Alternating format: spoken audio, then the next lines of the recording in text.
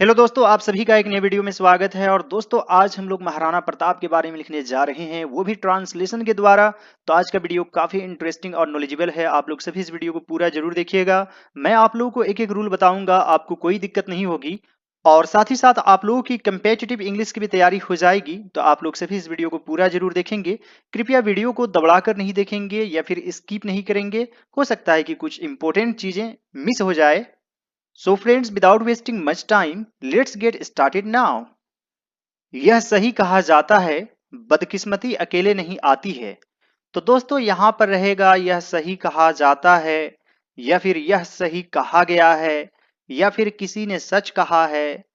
तो आप लिखेंगे इंग्लिश में it is rightly said. It is rightly said. दोस्तों यदि आप इसे पैसिव वॉइस में मानेंगे तो यहाँ पर इसका हिंदी मीनिंग होगा यह सही कहा जाता है।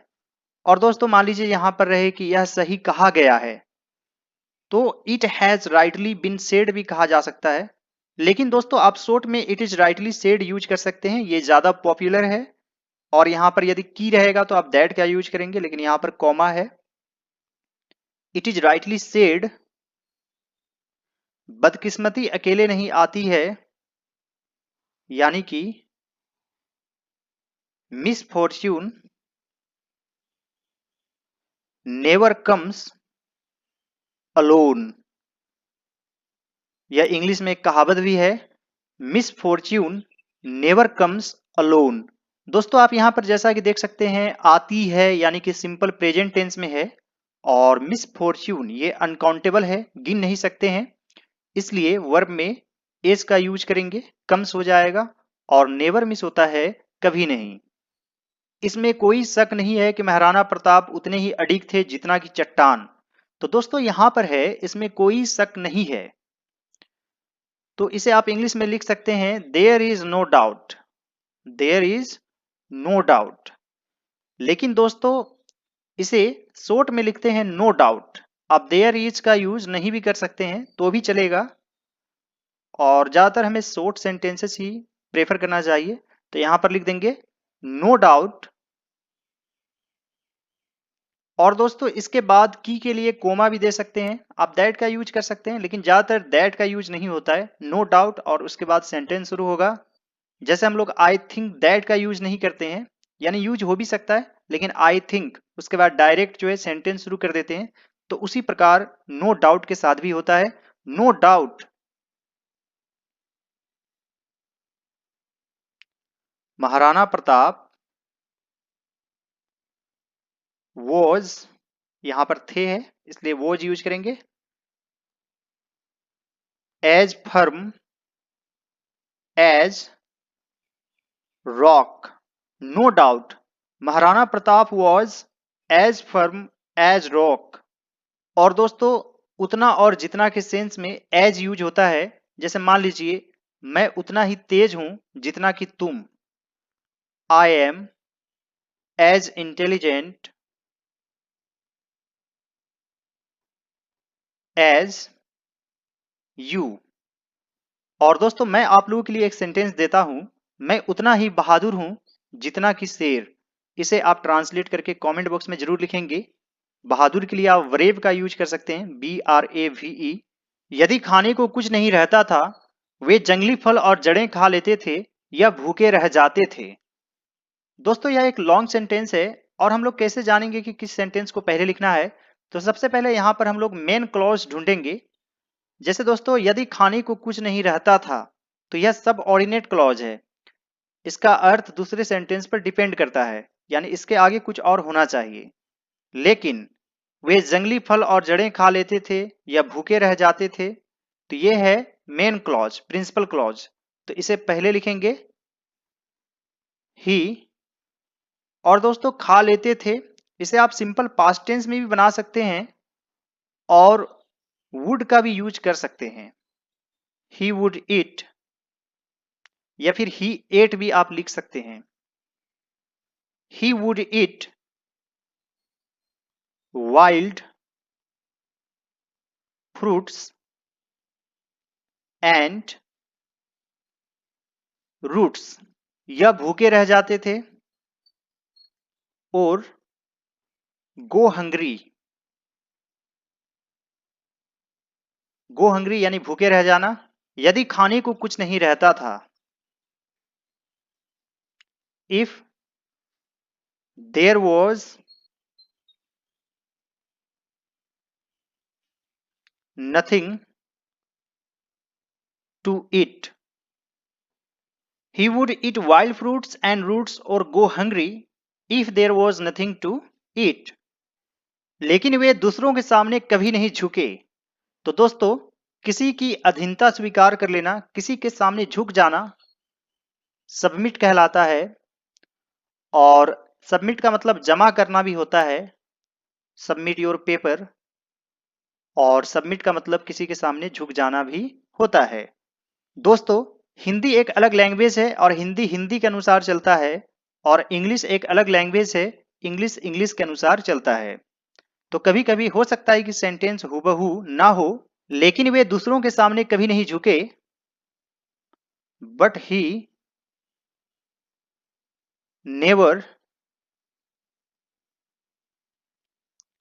submitted to the domination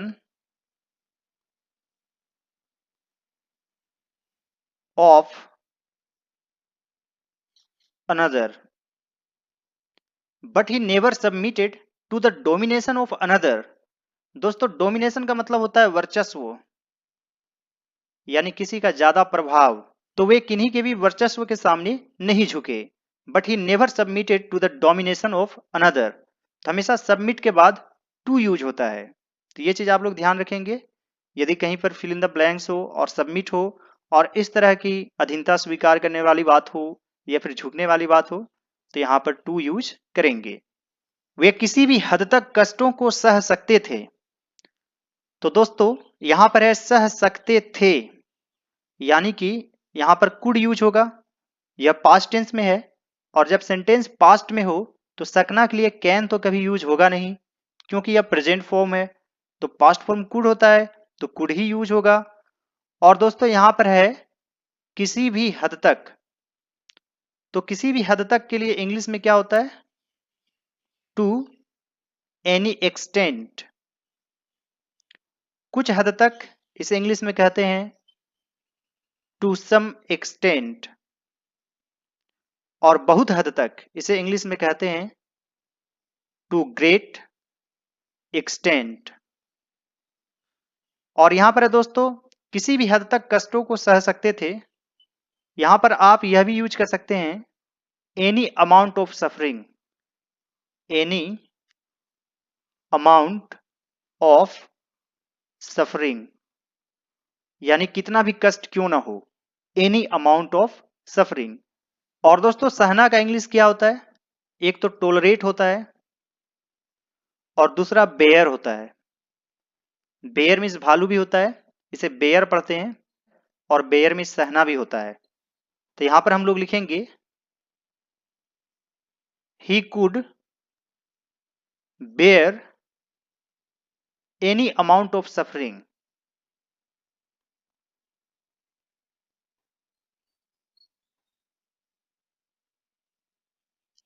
he could bear any amount of suffering, या फिर आप यह भी लिख सकते हैं he could bear suffering to any extent. लेकिन उनका परिवार भी उनके साथ था, जो भूखे प्यासे उनके साथ जंगलों में भटक रहे थे। तो दोस्तों, यहां पर है साथ था, यानी कि वॉज यूज करेंगे। तो हम लोग यहां पर लिखेंगे बट हिज फैमिली वॉज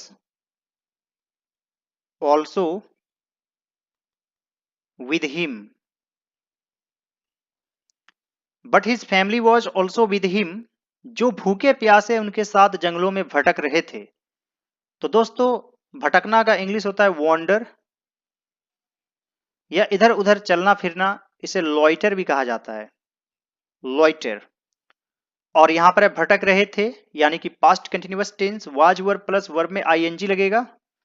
और यहां पर है जो, इसके लिए हु यूज करेंगे, हु वॉज लोइटरिंग कहां पर? जंगलों में। इन द फॉरेस्ट भूखे प्यासे। Hungry and thirsty. आप डायरेक्टली हंग्री एंड थ्रस्टी का यूज कर सकते हैं इस सेंस में। But his family was also with him who was loitering in the forest hungry and thirsty. दोस्तों फैमिली में बहुत सारे मेंबर्स होते हैं, लेकिन यहाँ पर फैमिली को कलेक्टिवली माना गया है, इसलिए वॉज ही यूज करेंगे। फैमिली मेंबर्स रहता तो फिर वर यूज कर लेते। यह दुख की बात थी कि एक राजा के बच्चे महल में आरामदायक बिस्तर में सोने की बजाय कांटेदार जमीन और पत्थरों पर सोए। तो दोस्तों यह एक लंबा सेंटेंस है। तो दोस्तों जैसा है हिंदी में अभी वैसा ही शुरू होगा। जैसे यह दुख की बात थी, तो इसके लिए लिखेंगे इट वॉज अ पीटी। आप बात के लिए मैटर का भी यूज कर सकते हैं, it was a matter of pity. लेकिन इट वॉज अ पीटी ही इंग्लिश में यूज होता है, क्योंकि हिंदी और इंग्लिश दो अलग अलग लैंग्वेज है, और इंग्लिश में खासतौर से इट वॉज अ पीटी ही लिखा जाता है। It was a PT that एक राजा के बच्चे। दोस्तों बच्चे के लिए आप चिल्ड्रन भी यूज कर सकते हैं, या फिर लिटिल वन का भी यूज कर सकते हैं, यानी कि जो परिवार में छोटे छोटे हैं, little one. It was a PT that the little ones of a king. दोस्तों यहां पर है जमीन और पत्थरों पर सोए, तो यहां पर आप शुड का यूज कर सकते हैं।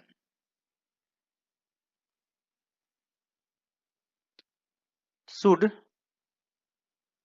स्लिप, कांटेदार जमीन और पत्थरों पर के लिए ओन यूज करेंगे। कांटेदार यानी कि थोरनी, ग्राउंड एंड स्टोन।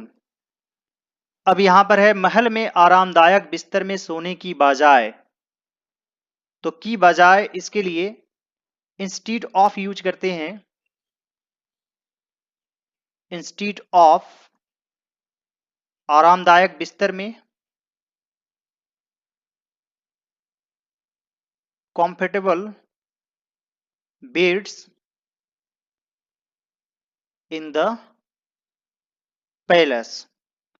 दोस्तों पैलेस मीन्स होता है महल, और प्लेस जब ए नहीं रहता है तो उसका मतलब होता है जगह। It was a pity that the little ones of a king should sleep on thorny ground and stone instead of comfortable beds in the palace। दोस्तों आपके मन में कुछ सवाल जरूर होंगे, मुझे ऐसा लग रहा है, तो चलिए उसे भी क्लियर कर देते हैं। जैसे दोस्तों सेंटेंस के अंत में यहां पर क्या है? सोए। और दोस्तों मान लीजिए कि यहां पर रहे जाऊं, खाऊं, तो सोए, जाऊं, यह एक ही जैसा सेंटेंस है। जैसे मैं कहां जाऊं,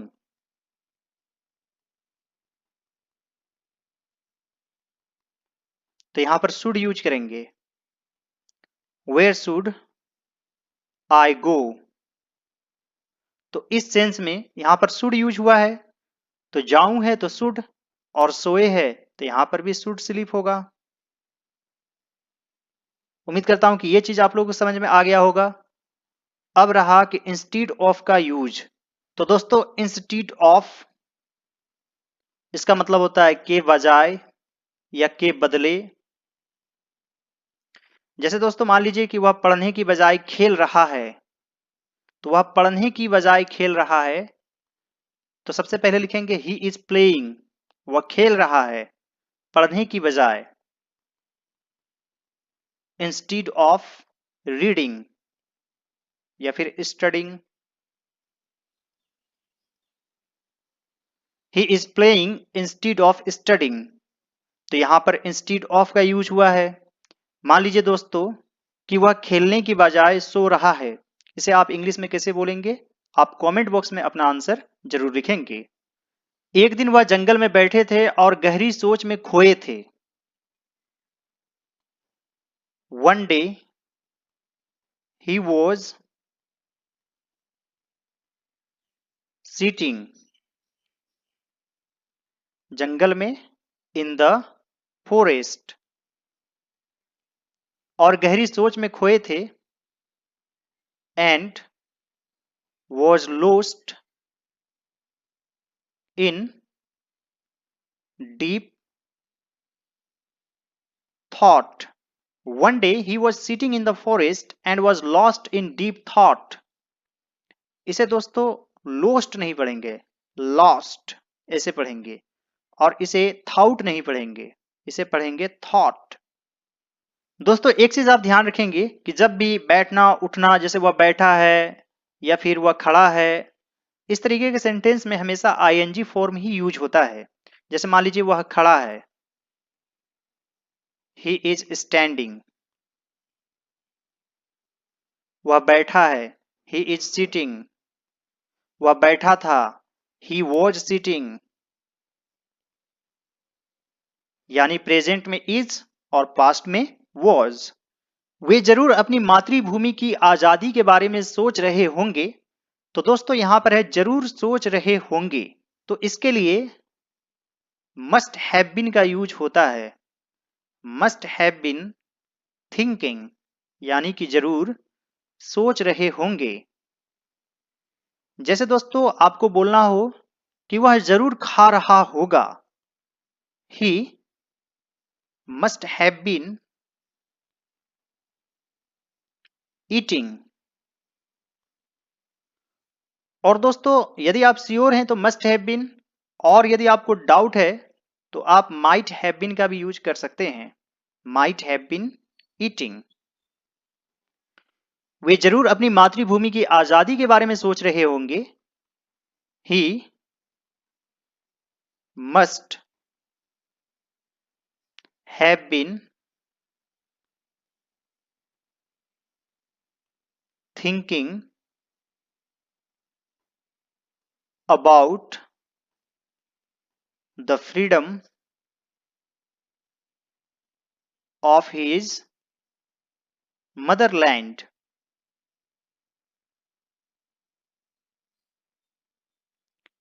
He must have been thinking about the freedom of his motherland। उनकी छोटी बेटी उनके पास ही खेल रही थी, तो यहां पर है खेल रही थी, यानी कि पास्ट कंटिन्यूअस टेंस। इसमें वाज वर प्लस वर्ब में आईएनजी फॉर्म लगता है, तो यहां पर लिखेंगे his little daughter was playing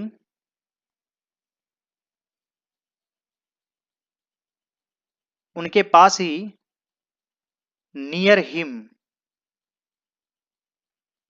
His little daughter was playing near him। वह खुशी से नाच रही थी क्योंकि उसे एक लंबे समय के बाद एक रोटी का टुकड़ा खाने को मिला। तो खाने को मिला यानी कि यह किस टेंस में है? Simple past tense. और यहां पर है मिला, यानी कि यह मेन वर्ब है। मिलना का गेट होता है तो गॉट यूज करेंगे। लेकिन इसमें एक और टेंस है, वह खुशी से नाच रही थी, यानी कि पास्ट कंटिन्यूअस टेंस। इसमें वाज वर्ब प्लस वर्ब में आईएनजी फॉर्म लगाएंगे, तो यहां पर लिखेंगे she was dancing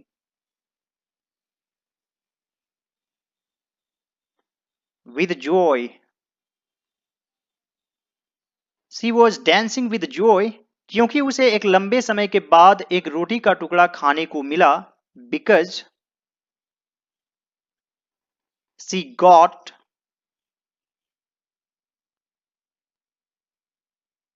a piece of bread. दोस्तों हमेशा अ पीस ऑफ ब्रेड लिखा जाता है, और मान लीजिए जो आप सोप यूज करते हैं, साबुन यूज करते हैं, तो उसे आप लिखेंगे अ cake of soap. A cake of soap. और दोस्तों यहां पर है खाने को, यानी कि टू ईट। एक लंबे समय के बाद, after a long time. She was dancing with joy because she got a piece of bread to eat after a long time। अचानक एक जंगली बिल्ली कहीं से प्रकट हुई और बच्ची के हाथ से रोटी झपट ली। तो दोस्तों अचानक, इसे इंग्लिश में आप दो चीज लिख सकते हैं, यानी कि दो तरीके से यूज कर सकते हैं, सडनली या फिर all of a sudden. All of a sudden. तो आप सडनली भी यूज कर सकते हैं या फिर ऑल ऑफ अ सडन भी यूज कर सकते हैं। और दोस्तों कहीं से प्रकट होना या फिर अचानक दिखाई देना, इसे आप इमर्ज भी लिख सकते हैं। इमर्ज के साथ हमेशा फ्रोम यूज होता है, इमर्ज फ्रोम। और दोस्तों झपटना का इंग्लिश होता है स्नैच। जैसे चेन स्नेचिंग का मामला होता है, कोई सोने का हार खींच लेता है, यानी झपट लेना। तो दोस्तों यहां पर अचानक के लिए लिखेंगे all of a sudden.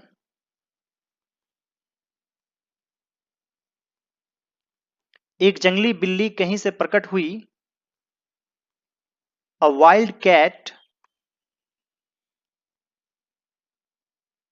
Emerged from somewhere, यानी कहीं से।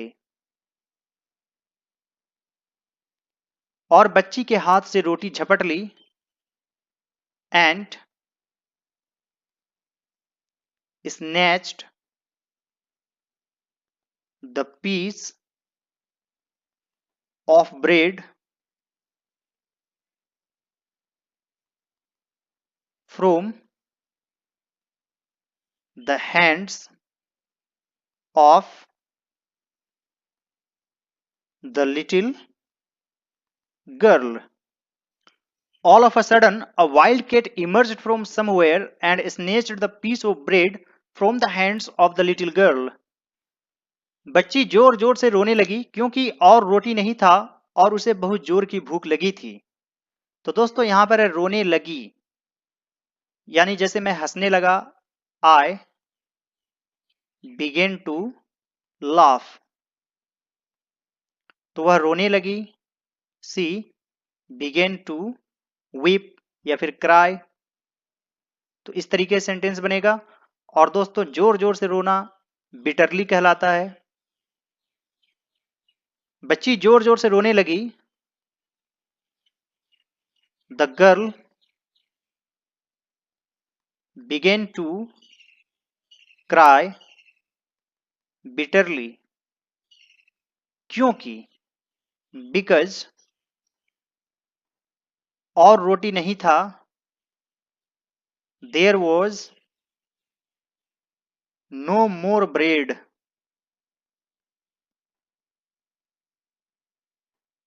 और उसे बहुत जोर की भूख लगी थी, and she was feeling very hungry.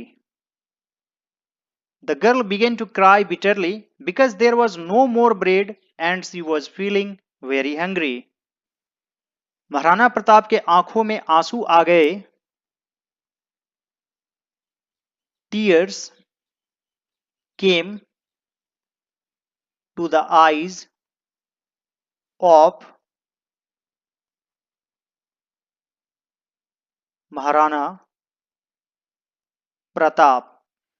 Tears came to the eyes of Maharana Pratap, या फिर आप यह भी लिख सकते हैं tears appeared in the eyes of Maharana Pratap. जब आप एपियर्ड का यूज करेंगे तब इन यूज होगा, और केम यूज करेंगे तो टू यूज होगा।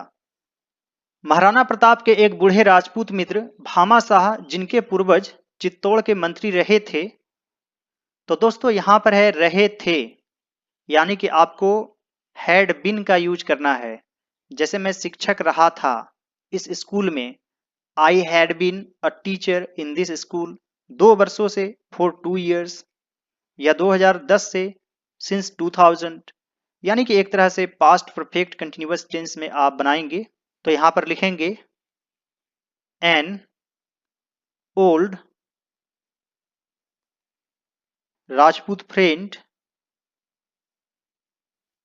ऑफ महाराणा प्रताप नेम्ड भामाशाह, यानी जिसका नाम भामाशाह था,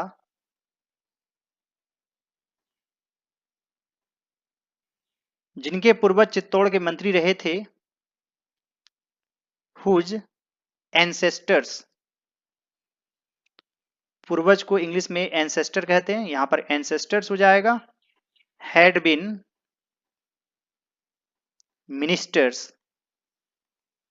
यानी मंत्री रहे थे, of Chittor. An old Rajput friend of Maharana Pratap named Bhamashah which ancestors had been minister of Chittor. उनके पास बहुत सारा धन दौलत था। उनके पास, जैसे मान लीजिए कि मेरे पास एक कलम था, आई हैड अ पेन, तो उनके पास बहुत सारा धन दौलत था। He had a large amount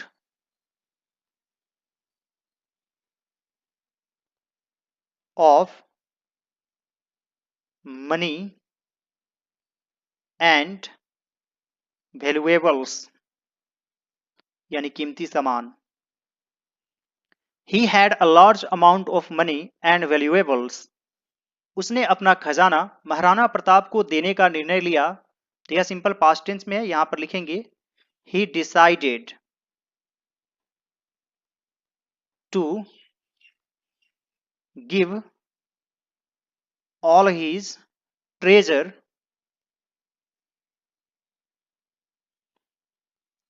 to Maharana Pratap. He decided to give all his treasure to Maharana Pratap. उसने कहा, मैं इस खजाने का क्या करूंगा जब आप चले जाओगे।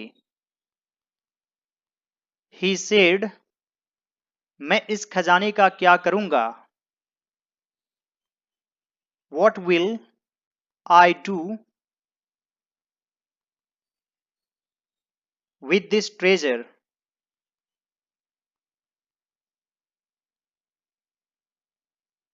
जब आप चले जाएंगे। When you are gone।